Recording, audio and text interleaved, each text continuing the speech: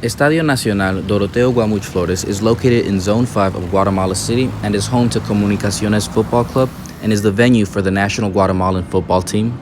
It is the biggest stadium in Guatemala and the seventh biggest in all of Central America. The stadium was built in 1948 and the cost of construction was 1,500,000 quetzales, roughly around 200,000 US dollars.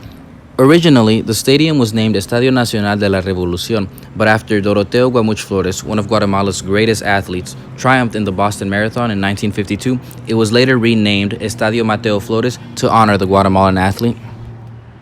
However, on September 14, 2016, the name was changed once more to Estadio Nacional Doroteo Guamuch Flores. Despite this, though, many Guatemalans still refer to the stadium as El Mateo.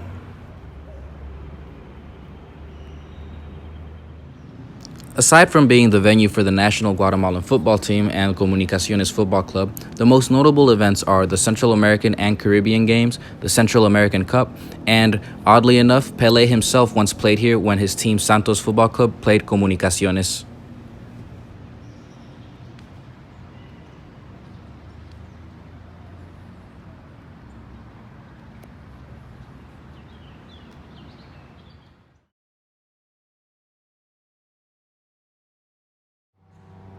The capacity of the stadium was originally 50,000, but was later reduced to 26,000 following a very dark incident which we will talk about later on.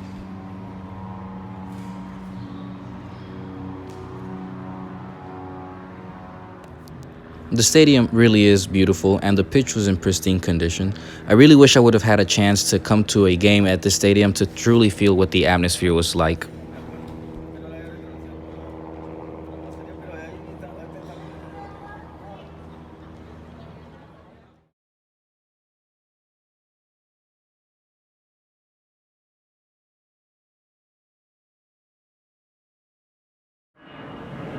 Now, I don't like to talk about the ugly side of things, but with this particular stadium, it's inevitable.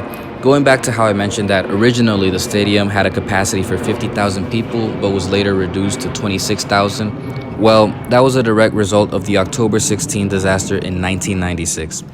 Before a 1998 FIFA World Cup qualification match between Guatemala and Costa Rica, around 83 people were killed and more than 140 were injured as a direct result of excessive fans entering the south section of the stadium, which caused a human avalanche to the bottom of the stands with no way out.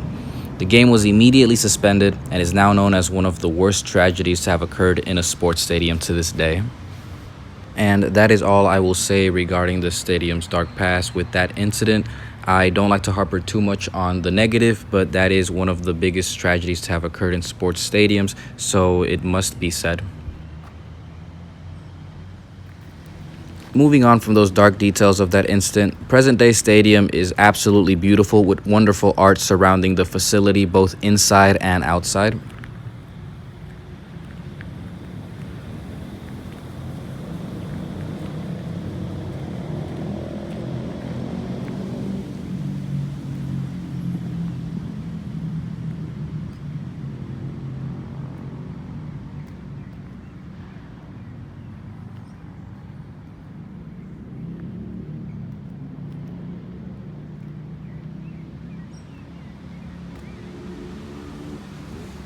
Now, I am aware that this isn't the most extensive tour of a stadium, if you could even call it a tour.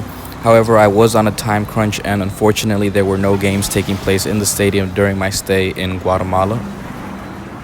I did try to take as much footage as the authorities allowed me to take inside of the stadium, as well as show you some footage of the beautiful art that you would find outside of the stadium, such as the one you see here. Despite the short stay, it is a privilege and honor really to visit this legendary stadium, and if you are in Guatemala City and you have some time to visit the stadium, or better yet if you're able to make it to a game here, I would highly recommend it because it is incredibly wonderful and again a very beautiful stadium. I will be visiting more stadiums in the future, so if you like this content, a like would be greatly appreciated. And if you would like to see more, please subscribe to my YouTube channel or follow me on Instagram. Information will be in the description box below. Thank you guys so much. Y'all have a good one.